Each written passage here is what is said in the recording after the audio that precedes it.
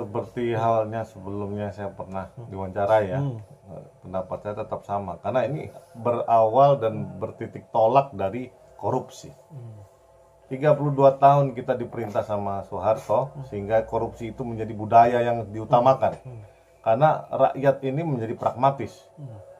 Terutama bagian orang yang memang menjadi pilihan hidupnya itu ingin mudah aja makan APBN. Jadi ingin jadi pegawai, terus habis itu cari sampingan. Terus habis itu pensiun, enak. Logika berpikir sesat itu ditularkan selama 32 tahun sehingga masyarakat Indonesia dengan rakyat Indonesianya jadi terbelakang.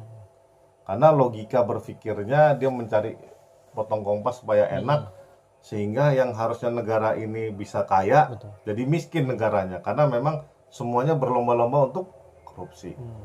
Tidak ada industri manufacturing yang memang cukup kuat, jadi dasar kuat untuk sokoguru industri di negeri ini. Karena tidak seksi, karena semuanya itu lebih enak untuk dikorup saja. Nah, kalau penegak hukumnya yang model sedemikian ini, akibatnya pelariannya adalah cari cara mudah. Logika berpikir Pak Kapolres yang ditangkap ini agak unik, karena dia jadi Kapolres, dia harus punya Alphard. Nah, sehingga anak buahnya itu gimana caranya suruh nyari duit buat beli Alphard semiliar. Logika berpikir sesat yang coba saya terangkan ini, dia punya gaji itu sebetulnya nggak bakal cukup untuk nyicil Alphard sampai berapa dia sampai pensiun pun nggak cukup. Tapi dia harus punya, harus berpenampilan top dan harus gimana. Mungkin inilah yang makanya ketika ada di Komisi 3 kemarin nih kan, harus dibawa presiden lah, harus diapalah segala macam. Saya sebetulnya sih nggak terlalu pusing ya. Karena kenapa, pendapat saya yang paling penting penegakan hukumnya, untuk tertib hukumnya tuh masyarakatnya bisa jadi masyarakat hukum. Mau dia di bawah presiden, mau dia bawah menteri, mau di bawah dia kepala daerah, atau mau dibawa mau dipecah Polri-nya mau jadi bagian-bagian penting. Itu kembali lagi, asal korupsinya diberantas. Kalau korupsinya nggak diberantas, nafasnya korupsi, pikirannya korupsi, semua niat, semua langkah korupsi, akibatnya apa? Dinormalisasi. Itu satu koper narkoba ada di rumah Kapolres, stop itu. Menurut saya mah ini bukan hot news lagi. Tapi saya nggak kaget, karena kenapa? Guru besar korupsinya itu jadi pahlawan nasional di pemerintahan ini. Jadi jangan berharap yang untuk jujur, integritas segala macam. No. Yang kayak begini-gini beritanya pasti banyak.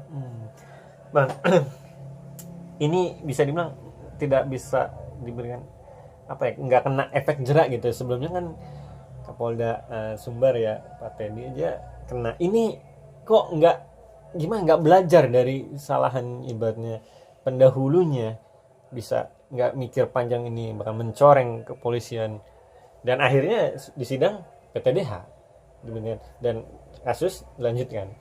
Ini bisa skoper itu aja bisa. Ya ini kan jauh dari Amarjonya, cuma 5 gram.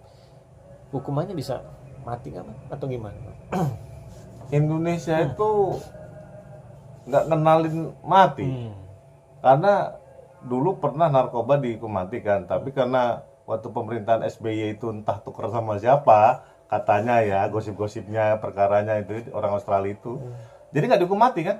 Nah, kebencian atau ketidaktegasan ini kan adalah bawaan laten dari korupsi, budaya korupsi.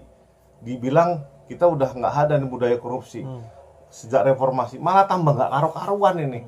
Apalagi sekarang memang ingat nggak dulu pernah ada wacana namanya Partai Golkar akan dibubarkan. Yang dibubarkan malah gampangnya FPI. Saya juga bingung itu kenapa bisa begitu kan? Jadi partai jadi perkumpulan terlarang.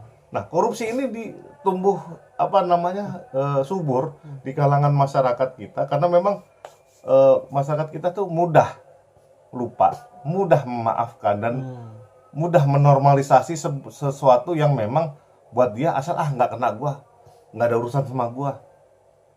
Dia nggak sadar bahwa sebetulnya itu adalah bom waktu. Akhirnya ketemu nih satu koper Kapolres lagi. Itu mungkin the tip of the iceberg, puncak dari gunung es.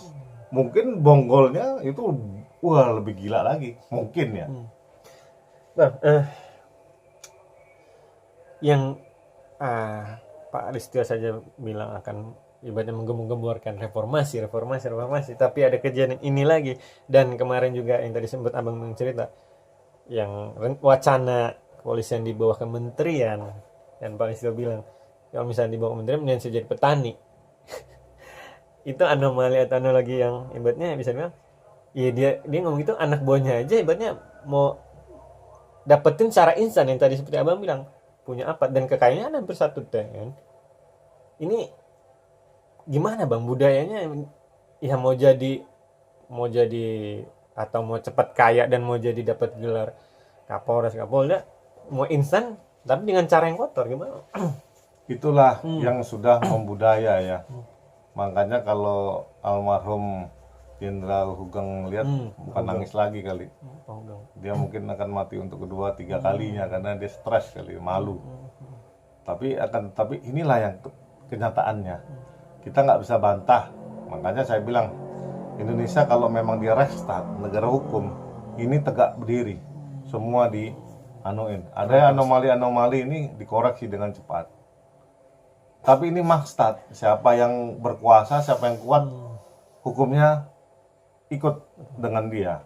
Nah, makanya apalagi tumbuh suburnya korupsi ini dipupuk dengan luar biasa dan dicanangkan pahlawan nasionalnya, guru koruptor terkuat, dan memang gak terbukti karena pas dalam sidang dia tiba-tiba meninggal kan gitu. Nah, belum sempat selesai sidangnya dia meninggal.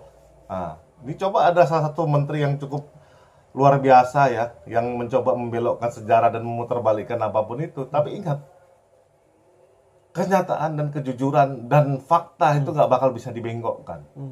Karena kalau kita tetap berpikir pakai kepala atau pakai logika, pakai rasio, pasti yang putih tetap putih, yang hitam tetap hitam.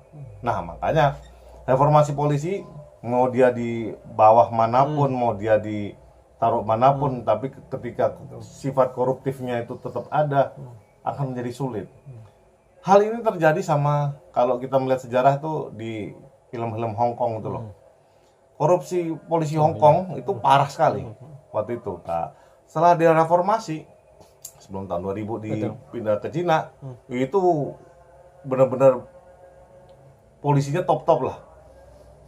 Jagoan narkoba, jagoan judi, jagoan selundup aneh-aneh, TPPU dan segala macam, top lah. Polisi Hong Kong tuh nomor 1 filmnya tuh. Nah, cuman kesininya kan akhirnya masyarakatnya sadar kalau kita kayak gini terus nih, ini masyarakat keturunan kita mau jadi apa nih? Sampah semua atau gimana? Nah, ini sama halnya kayak contoh ada Bali kemarin kan presiden ngamuk tuh soal Bali ada banyak sampah. Ini tip of the iceberg juga. Kita bersih-bersih sampah ini kalau nggak dari perilaku koruptif itu susah. Tapi saya agak pesimis karena kenapa? Ya, guru besarnya jadi pahlawan nasional, guru besar korupsinya. Saya jadi bingung. Ini mau dibenahi apanya kalau dari sumbernya aja, dari akarnya itu udah busuk. Mau ngembangnya pasti nggak mungkin gitu loh. Jadi saya sangat pesimistis. Tapi kalau kata Muhammad Salah, never give up. Jadi jangan pernah nyerah. Tetap berjuang untuk menjadikan Indonesia lebih baik.